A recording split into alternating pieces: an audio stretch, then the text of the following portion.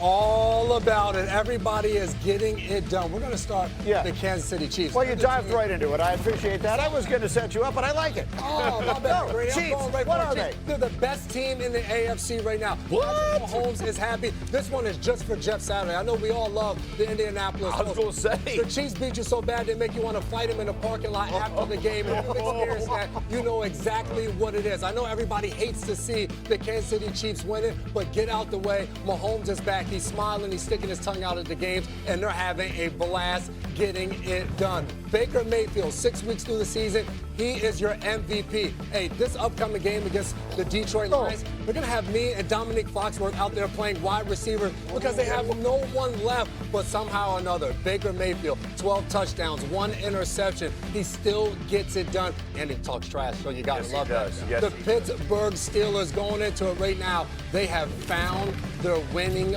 formula. You know what it is? Run the football, and then let Rodgers run around and make plays with his legs. Graz watched on Sunday, and he loved it. He said, you know what? Rodgers is spry. I know he's older, but he still figures out how to get on the run and make plays. And, oh, yeah, the defense is coming alive. Jalen Ramsey, 2 sacks in the game, stopping the run. The Steelers, favorite to win the division? Maybe. They actually are now finally favored to win the division at 4-1, with the Ravens sitting at 1-5, and the other 2 Ohio teams trading quarterbacks one to the other, which caught the attention of Mike Tomlin. And he didn't like it, and he wants you to know it. In his press conference yesterday, Tomlin questioned the Cleveland Browns and their general manager, Andrew Berry, for the decision to trade Flacco to Cincinnati. Listen. To be honest, it was shocking to me. Andrew Berry must be a lot smarter than me or us, because it doesn't make sense to me to trade a quarterback that you think enough of to make your opening day starter to a division opponent that's hurting in that area. But that's just my personal feelings. I love it. I love it. My favorite tenure is awesome. The group chat to the public. Yeah. My favorite part is full name. They could have went on Andrew Berry on a lot more than that. He just waited until it was the Flacco thing. But you know what? Like it was last year that when they were playing the Colts and he told them, make sure you don't knock AR out of the game. I don't want to see Flacco. Flacco comes in and beats him. And so he's got he's seen some Flacco days where they come back. He's salted Andrew for making that trade in the division. I love the old school mentality. Yeah, I think he does understand exactly what's going on, and that's why he doesn't like it. He feels like... What is it? What is going on? I mean, he feels like the Bengals got a little bit better, and the Browns don't care about what happens in the division this season. So they're like, all right, let me get some picks, whatever, and don't make my team. He wanted to go up against Jake Browning, and now he's got Joe Flacco. And you got him twice in the next few weeks. Yeah. So, yeah, if you're concerned about Flacco, then, yeah, I can understand being and for Andrew Berry and the Browns, they're looking at it like you said, Nick, you got a draft pick, and they're also looking at it as, you know what, for the Cincinnati Bengals, we don't want you to end up with the #1 pick. We're going to give you Joe Flacco. He'll be just good enough to win a game or two. Now you end up picking in the teams, and we're actually helping our team for the future. We don't give a damn about the Pittsburgh Steelers and how it impacts them. We hate everybody in the division. And there's nothing wrong with that. It's not his job to worry about how it impacts anybody. I don't even think it was even that nefarious. I think it's like, we're done with this guy. Someone's offering us something. We're going to take it. Yeah. Like, that's it. Like they weren't going to play Flacco the rest of the year. Let's go back to the beginning part. Yeah. Are the Pittsburgh Steelers going to win that division? I mean, the rules say somebody has to. Right. Like, that's in the rules. So, look, I don't. Yeah, I mean, at this point, you'd have to say yes. But, like, get back to if the Bengals beat them Thursday night, like, are all bets off? Do the Ravens have a softer schedule coming up and get their quarterback back healthy? I mean, it's not over. We've seen the Steelers start out hot and fade. That wouldn't be the first time it's ever happened. So they're the only ones, really, that things have gone well for so far in that division. Yeah, no, I think I would lean towards the Steelers. However, like the Ravens defense, without getting the people back, played a little bit better, honestly, a lot better against this Rams team. If Lamar comes back and that offense goes back to scoring 30 points and has It's a lot of ifs. It's one if. I mean, It's look, one if. If the defense keeps playing good, if Lamar comes back, plays good, if they score 30 points a game, you can't group them all together. If Lamar comes back, they score 30 points. Oh, okay. That's not an if. Okay, you combine it. I got you. The reality is when you're 1-5, you need a lot of ifs to fall your way. Their schedule, the Ravens' schedule, in theory, does look manageable, and they get 2 cracks at Pittsburgh, so they will have their opportunity to climb back into it. But the Steelers are now the favorites to win that division. Okay, time for carbs. Continue here on Get Up. 2 great football games, 2 really, really good baseball games. We start with Chicago and Atlanta last year, or excuse me, Chicago and Washington. Last year, the NFC North was the best division in the sport. 3 teams won at least 11 games. This year, all 4 teams look like they could be in the mix. They are the only division right now that every team currently has a winning record.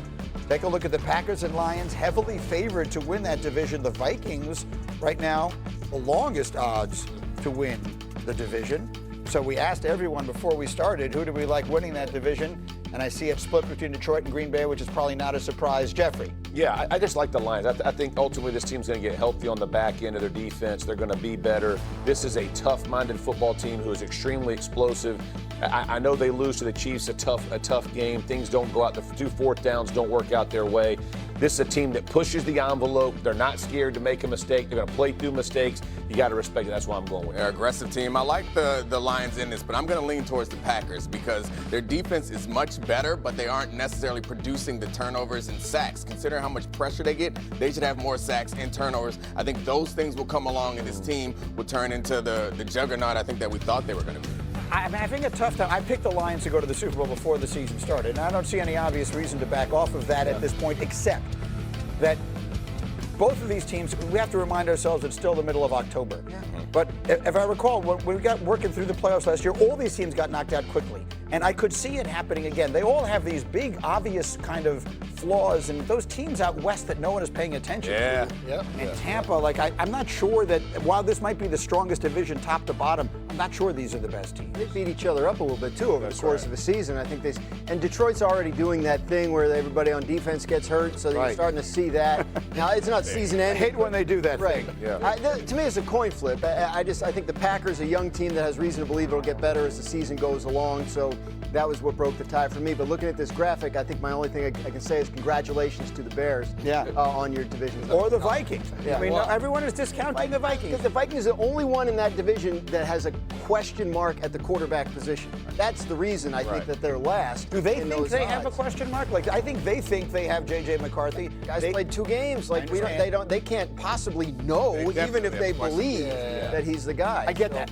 All I'm saying is that when we came in here 5 weeks ago today, or whenever it was the morning after the first Monday night game, we thought that, J.J. McCarthy's the offensive player of the week, and the Bears are the ones that have the question marks, and here we go. Offensive player of the week with 160 passing yards. I get it, but it was a the little great bit of a fourth stretch. quarter. Yes, and I do think they believe they have their guy. The biggest thing is that he just needs to be out there. To the point of that game, you got to see a little bit of the it factor. Now you need the development on the practice from day in and day out, the games from week in to week out to see him continue to progress. Final word. Yeah, I mean, we do TV, Greeny, after a game like that. We overreact, make it real excited, the people like it, and then a few weeks later they tell us we were wrong. It's a little a game alliteration on them. Right. Yeah. There you go. I'm offended by the mere suggestion that you think we would ever overreact to anything on this program, including huge news in Tennessee, the most ridiculous thing in the history of sports. That's meant to be a funny overreaction. First firing of the NFL season. Titans saying goodbye to Brian Callahan 6 games into his second year. He finishes 4-19, 1-5 this year with Cam Ward, the first pick in the draft. Senior offensive assistant Mike McCoy will take over as interim coach, and it continues this, what else can you say? Ridiculous trend. In the last 10 years, 8 quarterbacks have been taken first overall. 6 of them had head coaching changes in their rookie season, including Ward. It has now happened in 3 straight instances. Their play on both ends has been superb. We'll see if they can maintain the momentum. They came out and bum rushed them. Huge difference in activity level from both teams tonight. And so it's Irving with it, bringing it up for the Dallas Mavericks. Releases from 15. Lakers with the rebound. And not allowing the shooter even an inch of breathing room on that one. I'm sure they'll think twice about shooting against him next time. Now here is Hachimura. It's good. Hachimura's got his second bucket of the night. Reeves against Irving. Thompson outside. No good from outside. That is fantastic defense on one of the best three-point shooters in the league. Didn't give him an inch of room. Ayton, the pass to Hachimura. Tries the spin move. Doncic. He's guarded closely. Can't get it to go. He's taken 2 and missed 2. Guarded by Doncic. Pass to Davis. Here's Lively. Back to Davis. There's the triple. Scored the basket. His second of 2 attempts. Displaying intensity right off the opening tip, especially on the offensive end. They came out swinging, really setting the tone on offense, and the opposition has not been able to respond. And J.J. Redick is called timeout. He wants to check in with his team and regroup. And some changes here for the Mavericks. Daniel Gafford's checked in for Derek Lively. And it's Russell in for Thompson. And then for Los Angeles, Hayes is checked in for DeAndre. Vanderbilt comes in for LeBron. And it's Connect in for Hachimura.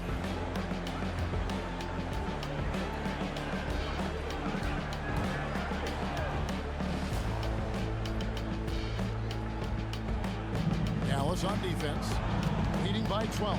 Here's Doncic, and that one clearly a foul. Gets the whistle, and 2 shots coming up. It's on D'Angelo Russell. What determination from Doncic, pushing his shot through despite some stiff defense to draw the foul.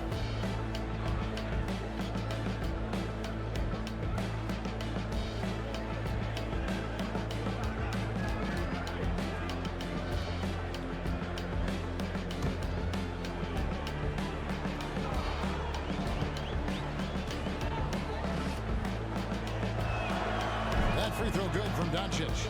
Eye-popping talent from Doncic. We don't see many players with his size and skill set.